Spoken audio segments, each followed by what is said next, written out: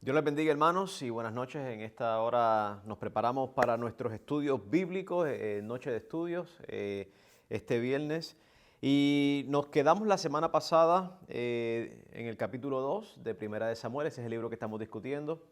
Y pudimos ver que nos quedamos en la oración de Ana. ¿Se acuerdan? Ana, la mamá de Samuel. Y vamos a estar hablando acerca de este personaje Samuel a través de estos próximos capítulos que vamos a estar viendo, de los capítulos 1 hasta el capítulo 8, pues prácticamente se va a ser concentrado en la persona de Samuel y luego entonces vamos a ver cómo hace una transición al rey Saúl, el primer rey de Israel, y luego entonces al personaje que va a ser central no solamente en Samuel, sino a través de toda la Biblia, que sería el rey David. Pero solamente le estoy dando esta forma de introducción. Queremos orar antes de, por supuesto, de continuar todo tipo de estudio. Queremos invocar el nombre del Señor. Queremos que el Espíritu Santo esté con nosotros, conmigo aquí, con ustedes allá en sus hogares, porque necesitamos mucho entendimiento y mucha iluminación de parte del Maestro de los Maestros que se nos dio el Espíritu Santo para que nos ayudara en esta tarea de estudiar la palabra que Él mismo inspiró. Así que acompáñeme. Señor, te damos gracias en esta hora por estos momentos que podemos estar desde aquí, desde el templo, transmitiendo estos estudios bíblicos que estamos dando semana tras semana, siempre y cuando que tú nos los permitas. Pero te damos gracias porque nos das la oportunidad de poder llegar y poder estar conectados con tu pueblo, con la iglesia, y desde estos medios pues poder seguir nuestros estudios bíblicos. Y en esta hora invocamos tu presencia, invocamos que tu presencia venga sobre nosotros y nos dé sabiduría, entendimiento, iluminación, claridad en lo que vamos a estar estudiando, mi Señor. Te lo suplicamos en el nombre poderoso de Jesús. Amén. Bien, vaya, busque su Biblia. Muy importante que busque su Biblia, el capítulo 2. Vamos a terminar el capítulo 2 porque solamente discutimos la parte de la oración de Ana. Y le dimos culmino a esa oración, pero queremos notar que entonces ya Ana cumple con su palabra entonces de dejar a Samuel con el sacerdote Elí, el sumo sacerdote Elí. Ahí ustedes tienen una gráfica más o menos de Elcana, que sería el papá de Samuel. Ahí ven a Ana, ven a Samuel pequeño y ven al sacerdote Elí, que ya era anciano para este tiempo.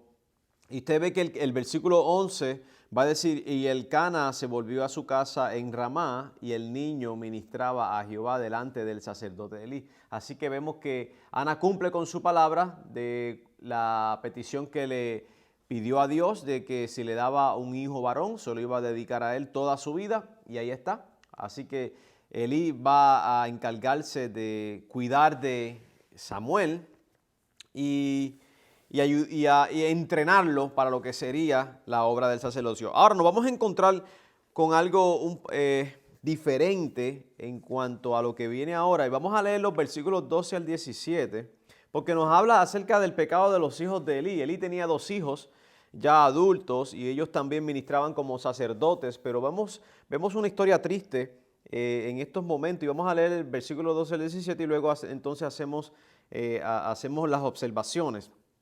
Y dice así: los hijos de Elí eran hombres impíos y no tenían conocimiento de Jehová. Y era costumbre de los sacerdotes con el pueblo que cuando alguno ofrecía sacrificios, venía el criado del sacerdote mientras se cocía la carne, trayendo en su mano un garfio de 3 dientes, y lo metía en el perol, en la olla o en el caldero o en la marmita. Y todo lo que sacaba el garfio, el sacerdote lo tomaba para sí. De esta manera hacían con todo israelita que venía a Silo, donde se hacían los sacrificios. Asimismo, antes de quemar la grosura, venía el criado del sacerdote y decía al que sacrificaba: da carne que asar para el sacerdote, porque no tomará de ti carne cocida, sino cruda. Y si el hombre le respondía: quemen la grosura primero y después toma tanto como quieras, él respondía: no, sino dámela ahora mismo, de otra manera yo la tomaré por la fuerza.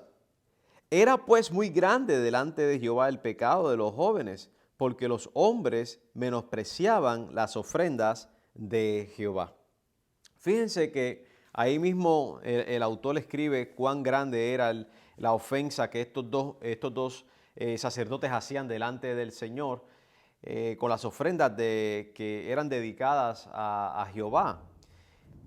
Lo primero que vamos a ver es que se nos deja saber que eran impíos. Esto es algo importante notar, porque en inglés se va a usar la palabra worthless, lo que en español sería inútiles, eran hombres inútiles. Pero la palabra que se usa en el hebreo es hijos de Belial, eran malos, eran hombres malos. Y la idea era que estos hombres eran sin valor alguno, que carecían de buenas cualidades. En otras palabras, no servían para nada en cuanto al ministerio sacerdotal. Y se nos deja saber a través de esa palabra hombres impíos. Todo esto es lo que encierra esa pequeña palabra impío. Pero también se nos deja saber que no conocían a Yahweh, no conocían a Yahvé, a Jehová. Lo que significa es que no tenían una experiencia de salvación. Cuando encontramos esta expresión en el Antiguo Testamento y no tenían conocimiento de Jehová, era que no había una experiencia de salvación en la vida de esas personas. Y en este caso estamos hablando de que eran dos hombres, hijos del sumo sacerdote, los cuales tenían un conocimiento intelectual de quién era Dios, pero no habían conocido a Dios en la experiencia, no habían sido salvos. Así que podemos decir que estos eran impíos vestidos de sacerdotes. Estoy guardándome de la tentación de decir que hoy en día tenemos, y ya caí en la tentación,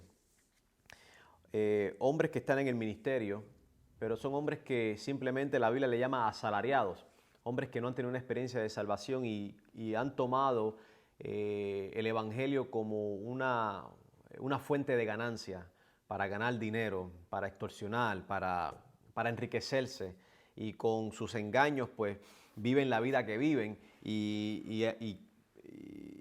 pues no nos es raro los escándalos que han producido al cristianismo, al evangelio a través de los años, porque son hombres impíos, hombres que no conocen a Dios.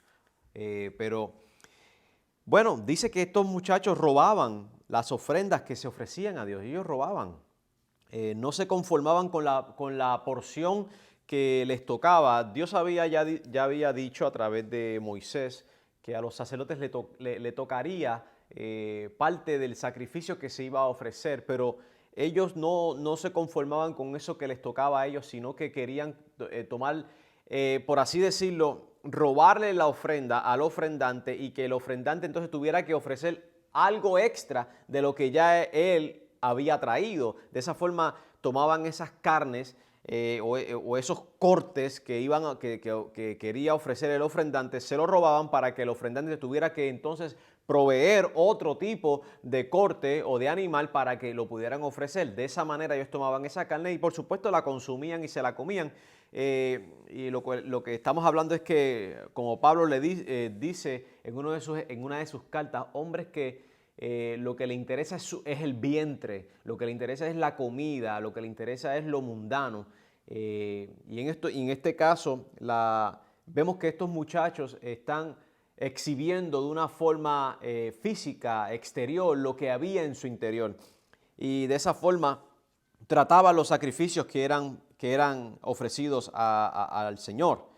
Por su comportamiento, ellos iban a pagar un precio. Dios no iba a dejar que esto continuara sucediendo dentro del sacerdocio y no iba a permitir que esto continuara sucediendo a los ofrendantes que venían de corazón a hacer estas ofrendas dedicadas al Señor y encontrarse con unos impíos que no iban a tener en consideración la actitud, la acción de gracias, la acción del ofrendante venir en humillación delante del Señor, ofrecer una ofrenda de sacrificio por el pecado o una ofrenda de paz o una ofrenda de acción de gracias, y estos sacerdotes venir y despreciar lo que el ofrendante había traído. Y por eso ellos iban a pagar un precio, porque Dios ya había entonces determinado que iban a pagar con su vida por causa de que ellos están traspasando lo santo, están traspasando la santidad de Dios. Y cuando en la Biblia vemos que hombres traspasan lo santo, pagan con su vida. Porque una de las cosas que tenemos que entender es que este Dios, el único Dios verdadero al que servimos, Él no ha dejado de ser santo. Simultáneamente es un Dios de gracia, un Dios de misericordia, pero es un Dios que todavía es santo y por lo tanto traspasar la santidad de Dios tiene su precio y casi siempre vemos que ese precio es la vida del individuo que ofende la santidad de Dios. Así que ellos van a pagar un precio muy alto. El resto del capítulo nos habla de cómo entonces, el capítulo 2, de cómo Dios bendice a Ana, la mamá de Samuel, y le da 5 hijos más. Así que vemos cómo ella, Dios la prospera desde esa perspectiva. Y vemos luego entonces que Samuel se va a ir desarrollando en la profesión de sacerdote. Y al final entonces, los versículos 26 al 36 de ese mismo capítulo, vamos a ver que Dios envía palabra profética a Elí, que es el papá y de estos muchachos, pero que no solamente es el papá, él es el supervisor de las cosas santas. Él es el hombre que está encargado de guardar que la santidad de Dios dentro del servicio se mantenga de la forma en que Dios así lo ha instruido. Las cosas santas tienen que manejarse de forma santa de parte de aquellos que el Señor ha puesto en el ministerio. Y él como supervisor tenía que estar al tanto de lo que sus hijos estaban haciendo y tenía que llamarles la atención de una forma drástica. Pero usted si sigue leyendo va a ver que Elí no lo hizo así. Y por eso Dios manda una palabra profética en la cual Dios decide cortar el tiempo de duración que los sumos sacerdotes que vinieran de la familia de Elí iban a estar un corto tiempo ejerciendo el ministerio. Y determina Dios entonces que los hijos de Elí, Ofni y Finés, que son los nombres que aparecen aquí, ambos iban a morir por causa de su pecado. Y bueno, eso acontece más hacia adelante, pero ahora vamos a entrar en el capítulo 3 y vamos a ver el llamado de Samuel. Y ahí tengo una gráfica más o menos para que ustedes vean cómo sucede esto. Vamos a leer los primeros 10 versículos y entonces, como siempre, hacemos entonces las observaciones. Acuérdense que estos capítulos son, estos libros, algunos son muy extensos y no podemos entrar en todos los capítulos en detalle. Eso yo voy a resumir algunos de ellos, pero usted en su lectura, perdónenme que estoy aquí un poco, es que está frío. En su lectura personal, pues usted va a tener una guía, porque más o menos lo que yo voy a hacer es que le resumo el capítulo y usted puede tener una idea de aquello que usted se va a encontrar en ese libro. Así que leemos los primeros 10 versículos y hacemos entonces las observaciones. El joven Samuel ministraba a Jehová en presencia de Elí, y la palabra de Jehová escaseaba en aquellos días. No había visión con frecuencia. Y aconteció un día que, estando Elí acostado en su aposento, cuando sus ojos comenzaban a oscurecerse, de modo que no podía ver, Samuel estaba durmiendo en el templo de Jehová, donde estaba el arca de Dios. Y antes que la lámpara de Dios fuese apagada, Jehová llamó a Samuel, y él respondió: heme aquí. Y corriendo luego a Elí, dijo: heme aquí, ¿para qué me llamaste? Y Elí le dijo: yo no he llamado, vuelve y acuéstate. Y él se volvió y se acostó. Y Jehová volvió a llamar otra vez a Samuel. Y levantándose Samuel vino a Elí y dijo: heme aquí, ¿para qué me has llamado? Y él dijo: hijo mío, yo no he llamado, vuelve a acostarte. Quiero más o menos presentarle a ustedes una gráfica entre esos. Aquí usted está viendo una gráfica de Samuel reaccionando a la voz de Dios, pero aquí entonces en esta gráfica lo tenemos yendo entonces a Samuel, a Elí, diciéndole: me llamaste, ¿para qué me has llamado? Y más o menos podemos ver en la gráfica va a haber una interacción entre Elí y Samuel de que él no lo ha llamado. Versículo 7. Y Samuel no había conocido aún a Jehová, ni la palabra de Jehová le había sido revelada. Jehová pues llamó la tercera vez a Samuel y se levantó y vino a Elí y dijo: heme aquí, ¿para qué me has llamado? Entonces entendió Elí que Jehová llamaba al joven. Y dijo Elí a Samuel: ve y acuéstate, y si te llamare, dirás: habla Jehová, porque tu siervo oye. Así se fue Samuel y se acostó en su lugar. Y vino Jehová y se paró. Interesante esa expresión. Y vino Jehová y se paró. Y llamó como las otras veces: Samuel, Samuel. Entonces Samuel dijo: habla, porque tu siervo oye. Más o menos esta sería la gráfica, no sé si se puede ver bien allá ustedes en sus hogares, de Samuel respondiendo entonces a las instrucciones que le da Elí. Samuel responde entonces a la voz y le contesta a Dios: habla porque tu siervo oye. Y bueno, entraremos entonces luego en cuál fue parte de esta conversación que tiene Dios con Samuel, pero queremos hacer unas observaciones en lo que hemos visto de este personaje Samuel, el profeta, el sacerdote y también juez que va a convertirse en Israel. Notaremos que él va a estar funcionando dentro de esos tres oficios en Israel. Notamos que la palabra de Dios escaseaba. En otras palabras, no había profecía con frecuencia, no había hombre de Dios que trajera palabra de Dios de guianza al pueblo o de algún tipo de instrucción. Acordémonos que ya los 5 libros de Moisés estaban escritos, la Torá, el Pentateuco estaba escrito, pero parece que aquí el escritor nos deja saber que a causa de la condición de Israel espiritualmente hablando, no hay palabra de Dios manifestada con una consistencia que la hubo luego. No había profeta, excepto aquel que se le presenta a Elí y le da la palabra a Elí en el capítulo 2. Y no nos deja saber quién era, no nos da nombre, simplemente un varón le trajo palabra de Dios. Así que no había profeta que hablara de parte de Dios al pueblo. Eso nos habla entonces de la condición en la que estaba Israel y, por así decirlo, hasta cierto punto estamos hablando del sacerdocio. ¿Cómo estaba el sacerdocio? Vemos que Ofni y Finés, que eran sacerdotes, eran hombres impíos. Su papá, que no se nos dice que era hombre impío, pero fue un hombre que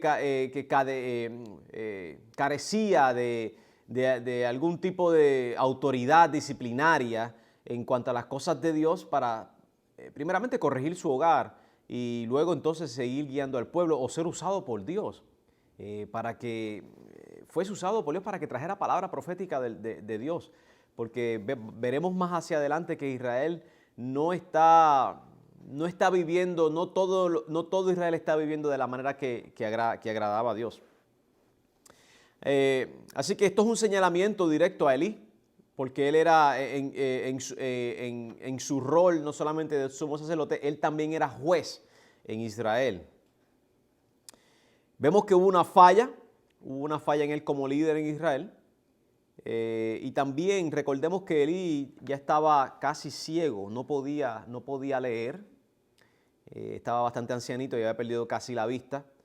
Pues no podía enseñar de la ley de Moisés, no podía leer los rollos, no podía enseñarlo. Su condición física nos indica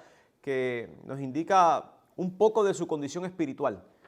Y por eso el escritor, usted va a ver que da estos detalles de algunos personajes en la Biblia y va a ser como si el escritor estuviera haciendo un contraste entre la condición física y la condición espiritual del individuo. No todas las veces va a ser así, porque veremos más luego en uno de los escritos de los reyes, había un profeta que había quedado ciego, pero su condición de ciego físicamente nada tenía que ver con su condición espiritual, porque a este profeta ciego quiso engañarlo, la esposa de uno de los reyes, y ya Dios le había revelado, viene por ahí la esposa del rey, y el profeta ciego, cuando viene esa mujer, le dice: fulana, ¿por qué te disfrazas?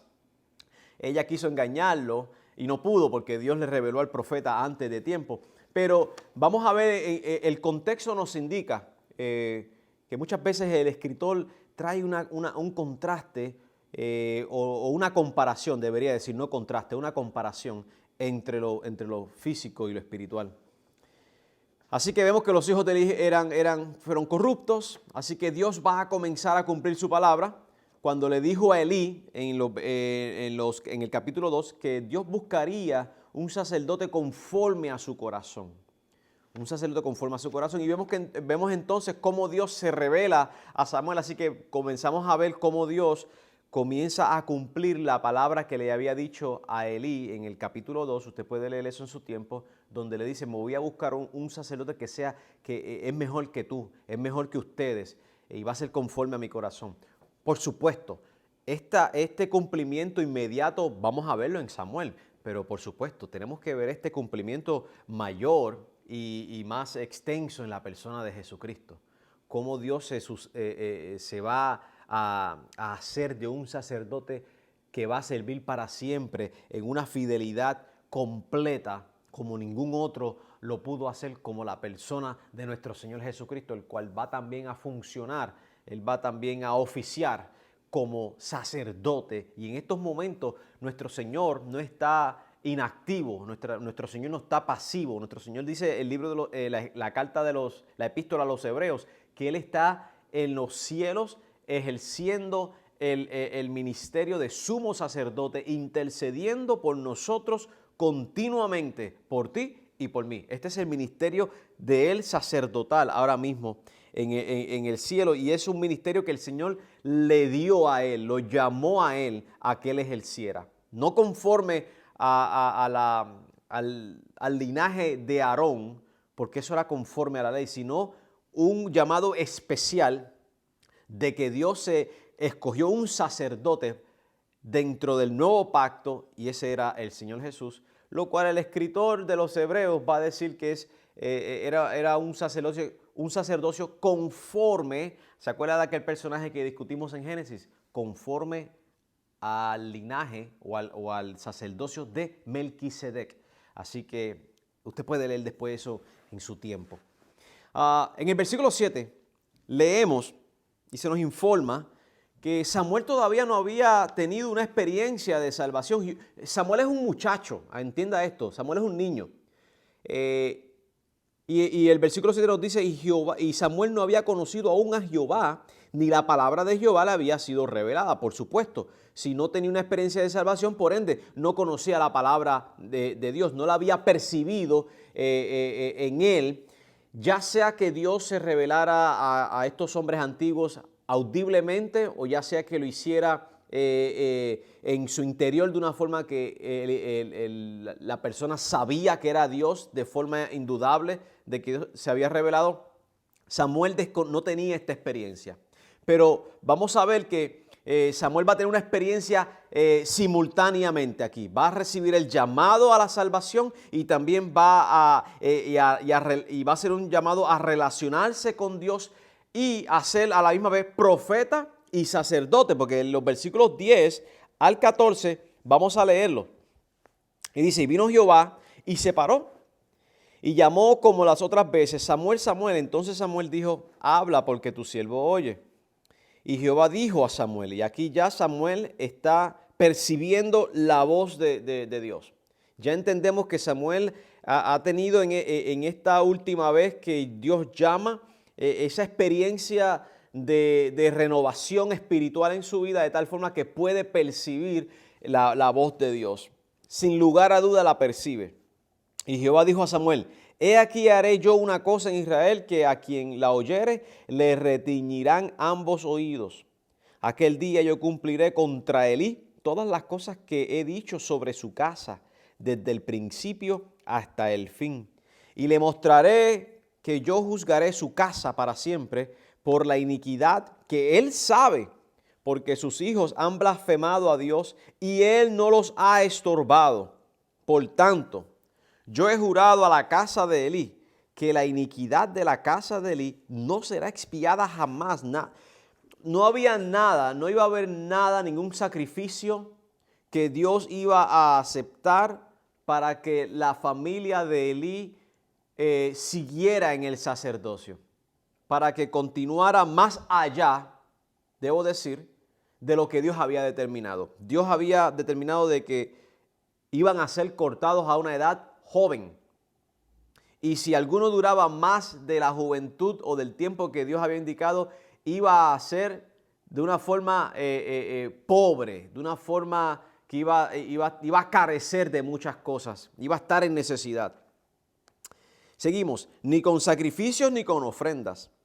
Y Samuel estuvo acostado hasta la mañana y abrió las puertas de la casa de Jehová, y Samuel temía descubrir la visión a Elí. Llamando pues Elí a Samuel, le dijo: Hijo mío Samuel. Y él respondió: heme aquí. Y Elí dijo: ¿qué es la palabra que te habló?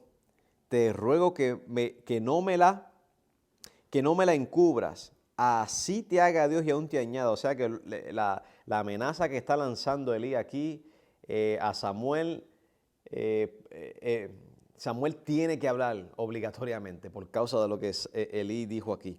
Así te haga Dios y aún te añada, si me encubrieres palabra de todo lo que habló contigo. Y Samuel se lo manifestó todo sin encubrirle nada.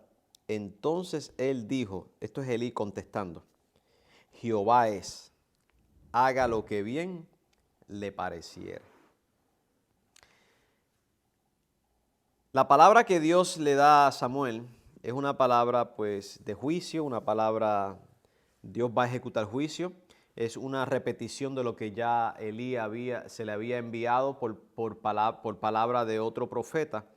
Lo que entendemos aquí es que entonces, es que Elí no actuó en el momento como debía hacerlo cuando Dios le dio la primera palabra. Elí sí habló con sus hijos y les dijo: he escuchado que ustedes hacen cosas malas y ustedes pues se están portando mal. Y es como, es por así decirlo en palabras nuestras hoy, hermano, o como una expresión nuestra. Es como cuando nos dicen, mira, el castigo fue así, le dieron en la manita, no lo hagas otra vez. Elí no tomó las medidas debidas hacia sus hijos, y Dios entonces habla a través de Samuel, y lo que le dice es lo que va a acontecer, y no hay forma alguna en que Elí pueda volver hacia atrás o convencer a Dios de otra forma. Así que mire la respuesta, pero por otro lado veamos la respuesta de Elí. Fíjese que Elí acepta, nos parece que con la respuesta de Elí acepta su error de una forma y dice: bueno, Jehová es, haga él como bien le pareciera. O sea que Elí acepta entonces la soberana voluntad de Dios y por así decirlo determina estar en paz con lo que Dios ha determinado hacer. Nadie va, ni con ayunos, ni con sacrificios, ni con ofrendas, nadie iba a hacer que Dios se retrajera de lo que iba a hacer a los hijos de Elí y lo que iba a hacer con los descendientes de Elí después de él. Así que vemos el final de este hombre, Elí. Y comenzamos a ver entonces cómo Dios va a bendecir, por así decirlo. Dios va a levantar a un hombre que verdaderamente ama a Dios, un hombre que va a honrar a Dios, un hombre que va a vivir para Dios y va a ejecutar el ministerio de la forma en que Dios quiere, un hombre que esté entre Dios y el pueblo. Así que Samuel va a hacer esta representación de una forma fiel, porque eso es lo que se requiere de los ministros, que sean fiel a Dios. Esto es lo que lo número uno que se le requiere a los pastores y a todos aquellos que están en el en cualquier liderazgo, es que sean fiel a Dios. es que batallemos contra el pecado, es que batallemos contra todo engaño, es que batallemos contra todo lo que nos quiere desviar de agradar a Dios y de poder hacer un trabajo correcto de la forma en que Dios quiere. Se nos requiere fidelidad y esto es importante, hermano, la fidelidad. Por eso honramos a aquellos hombres que han durado en el ministerio años, 50 años, 45, 60 años, que todavía están ejerciendo el ministerio, posiblemente no con las mismas fuerzas con las cuales comenzaron, pero podemos ver que son hombres que podemos admirar y honrar, como dice la Biblia, honor a quien honor merece, por causa de la fidelidad que han tenido a Dios primeramente, en cómo ellos han funcionado dentro del ministerio. Y los honramos. Así que hay todavía hombres que están honrando a Dios con sus vidas y con el ministerio. Y Samuel se va a destacar. El profeta Samuel se va a destacar. Mire cómo dice. El versículo 21 termina diciendo, y Jehová volvió a aparecer en Silo, porque Jehová se manifestó a Samuel en Silo por palabra de Jehová. Así que vemos cómo Samuel va a seguir siendo utilizado por Dios de esta forma como sacerdote, como juez y también como profeta. Quiero tomar y resumir los capítulos 4, 5 y 6, posiblemente hasta el 7. El 8 no lo vamos a tocar, vamos a tomarlo el 8 hasta tomar parte de otros capítulos, porque quiero entrar en algunos detalles en el capítulo 8, que no voy a tener el tiempo hoy, para entonces dejar a nuestro personaje primero, que es Samuel. Capítulo 4, vemos entonces que ocurre una batalla entre los filisteos e Israel. Los filisteos fueron los enemigos, se convirtieron en los enemigos número 1 de Israel, y vamos a ver que hubieron batallas entre estos dos pueblos, Israel, los filisteos contra Israel, y hubo una invasión de los filisteos. Y en esta primera batalla Israel pierde esta batalla, y en esa batalla que ellos pierden, se preguntan por qué habían ellos perdido, por qué Dios había permitido que hubiesen sido derrotados.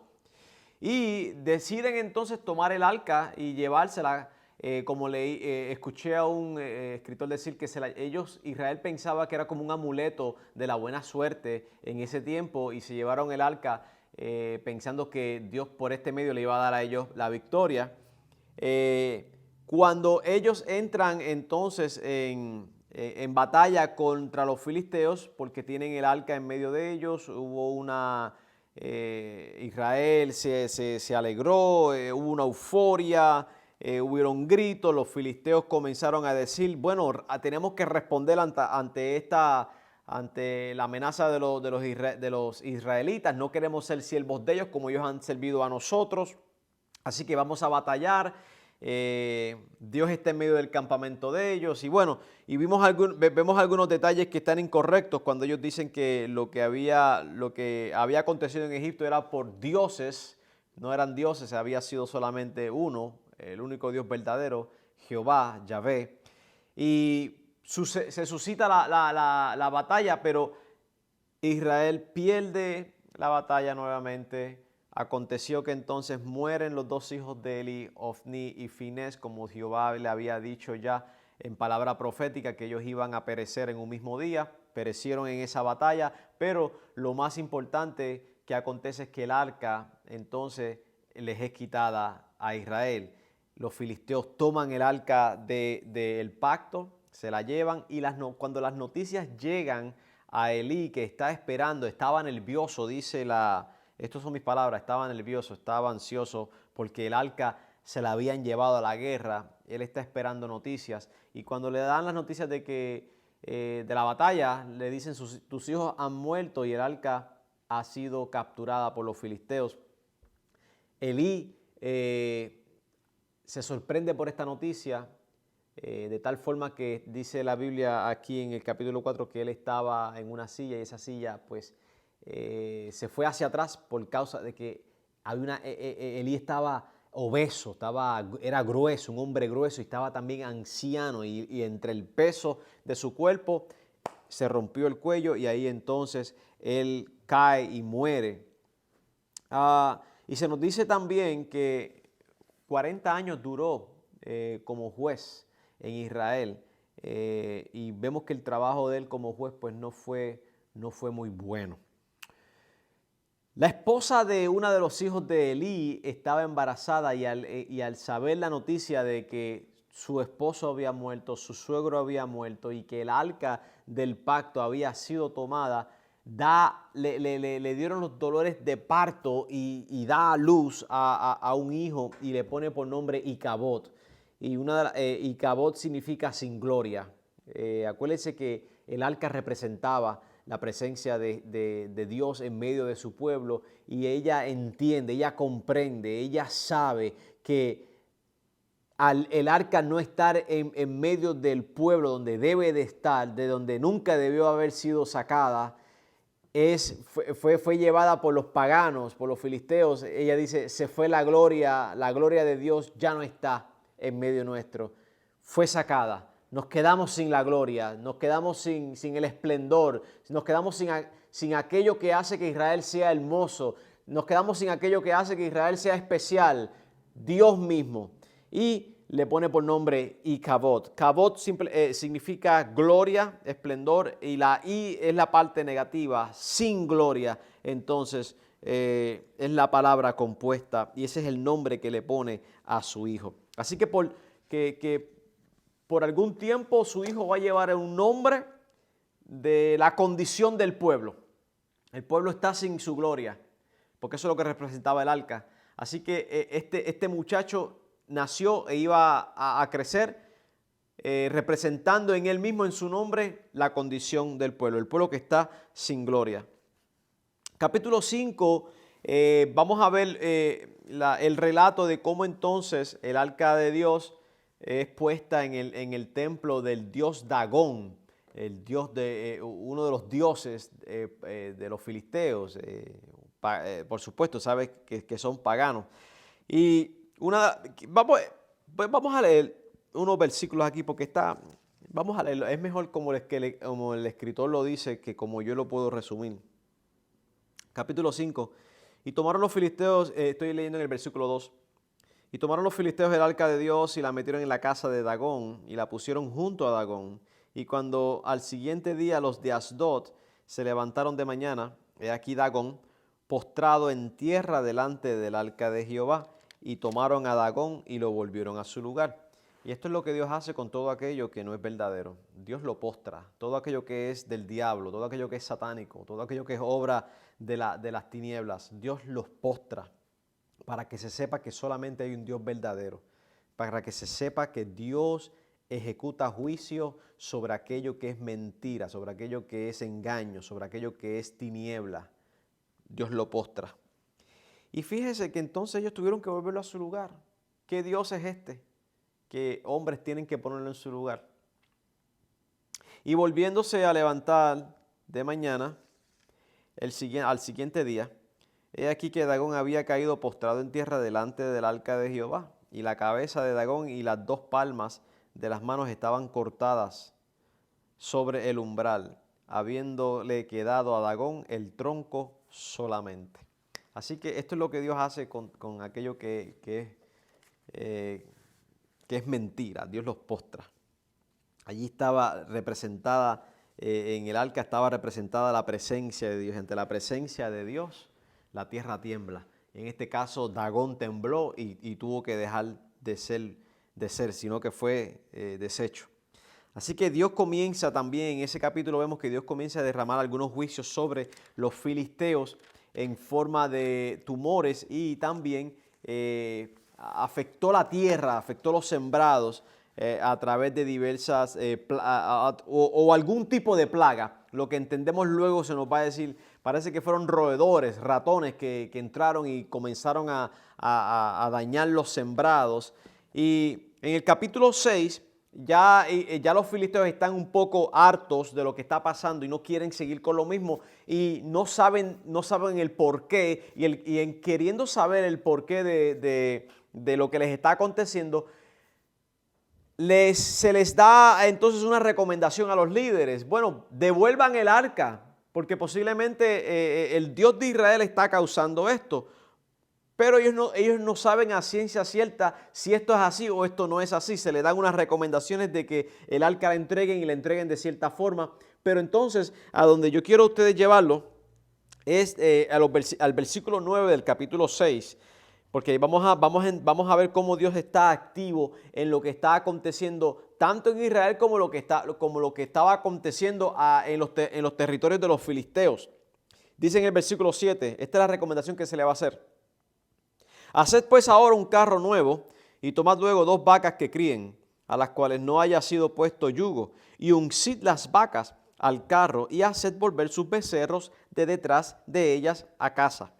Tomaréis luego el arca de Jehová y la pondréis sobre el carro, y las joyas de oro que le habéis de pagar en ofrenda por la culpa, las pondréis en una caja al lado de ella y la dejaréis que se vaya. Versículo 9. Y observaréis si sube por el camino de su tierra a Bet-Semes, que es territorio ya de Israel. Él, si sube por ese camino, Él nos ha hecho este mal tan grande. Y si no, sabremos que no es su mano la que nos ha herido, sino que esto ocurrió por accidente. Así que aquí se va a contestar lo que ellos quieren. Ellos tienen una interrogante. Esto que ha venido sobre nosotros, estos juicios, estos males que nos ha venido, ¿esto fue por casualidad o esto fue Dios mismo que ha puesto su mano en contra de nosotros? Lo vamos a saber de esta forma. Pongan el arca en esta carreta. Si las vacas van directamente hasta la ciudad de Bet-Semes, allá en el territorio de Israel, Dios nos hizo esto, el Dios de Israel. Si las vacas se desvían y se van por cualquier camino, entonces esto fue pura casualidad, nada que ver con lo espiritual, nada que ver con el Dios de Israel. Pero sigamos leyendo un poquito. Y aquellos hombres lo hicieron así, tomando 2 vacas que criaban, las uncieron al carro y encerraron en casa sus becerros. Luego pusieron el arca de Jehová sobre el carro y la caja con los ratones de oro y las figuras de sus tumores. Eso, hicieron figuras de aquellas cosas que era lo que les estaba atormentando allí por un tiempo. Y las vacas se encaminaron por el camino de Bet-Semes y seguían camino recto, andando y bramando, sin apartarse ni a derecha ni a izquierda. Y los príncipes de los filisteos fueron tras ellas hasta el límite de Bet-Semes, porque ya eso era territorio de los israelitas. Y los de Bet-Semes, versículo 13, segaban el trigo en el valle, y alzando los ojos vieron el arca y se regocijaron cuando la vieron. Así que la pregunta que tenían tuvo contestación.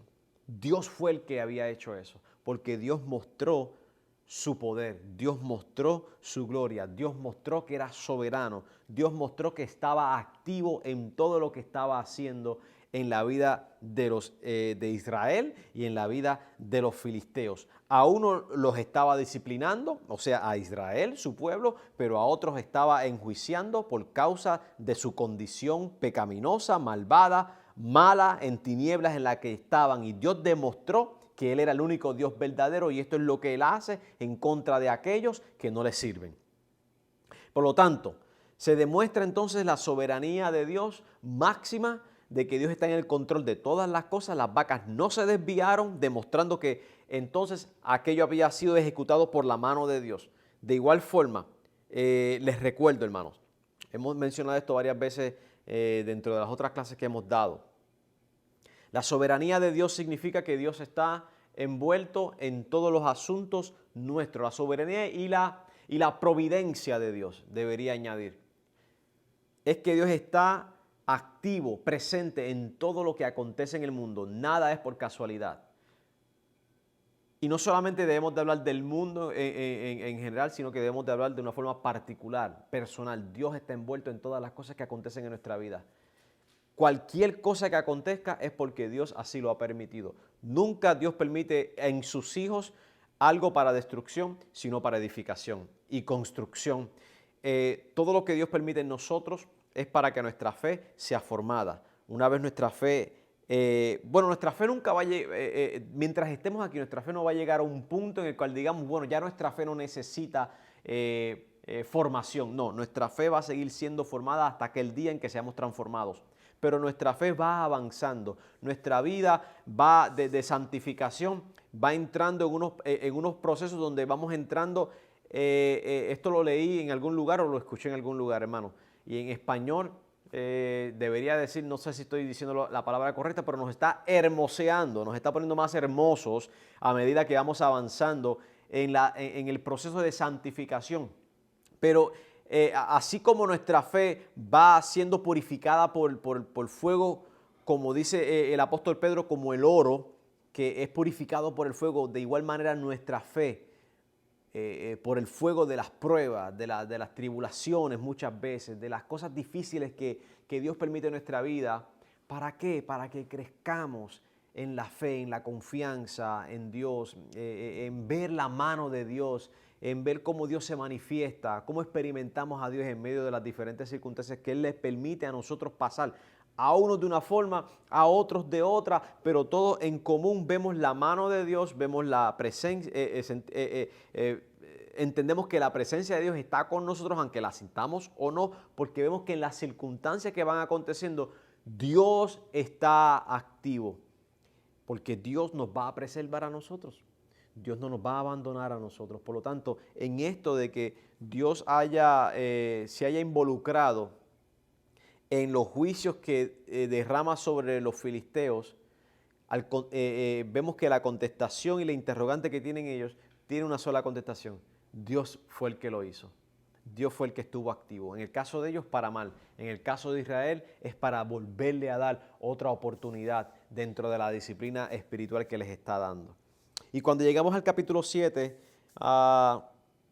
vemos que entonces se nos dice que Samuel juzga a Israel, a todo Israel. Dios le da gran victoria a través de Samuel. Israel vuelve a entrar en batalla con los filisteos, o podemos decir que Dios hizo gran parte del trabajo, porque Dios hace tronar sobre los filisteos, y bueno, Israel pues entonces puede derrotar a sus enemigos, y ahí es que entonces es el famoso texto que muchos de nosotros citamos,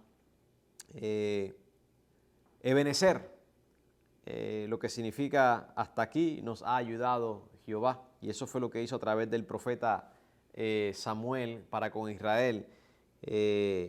Dios estuvo con Israel una vez que Israel viene en arrepentimiento, como dice el capítulo 7, Samuel los llama al arrepentimiento, Samuel hace sacrificios de reconciliación para que el pueblo pueda experimentar un avivamiento espiritual, y Dios entonces manifestar su poder y su bendición sobre de ellos.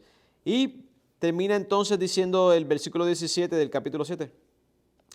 Después volvía a Ramá, después que él juzgaba. Samuel iba de un lado a otro juzgando a Israel, y después regresaba a Ramá de donde él era, porque allí estaba su casa, y allí juzgaba a Israel y edificó allí un altar a Jehová. Así que Israel estuvo un tiempo bajo el profeta Samuel, viviendo bajo la bendición de Dios, aunque veremos en el capítulo 8 cómo va a suceder una transición, ya no de jueces, sino que va a acontecer algo en la vida de Israel,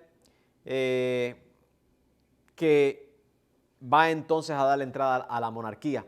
Como entonces de una confederación de tribus, vamos a pasar a una monarquía y a una unificación de la nación entera bajo un solo gobierno. Así que, pero el capítulo 8 lo discutiremos después, para entrar en algunos detalles del capítulo 8, y luego entonces entramos en la vida del primer rey de Israel, que es Saúl, el gran Saúl. Pero lo dejamos hasta ahí. Vamos a orar y nos despedimos. Les recuerdo que el domingo estamos en servicio a las 11 de la mañana. También les recuerdo que este domingo vamos a estar participando de la Santa Cena después que terminemos de transmitir. vamos a tener comunión con el Señor Jesús y también unos con los otros a través de los elementos. Así que venga, no falte, venga animado, venga animada a tener comunión con el Señor. Oramos y nos despedimos. Señor, te damos gracias por esta tu palabra.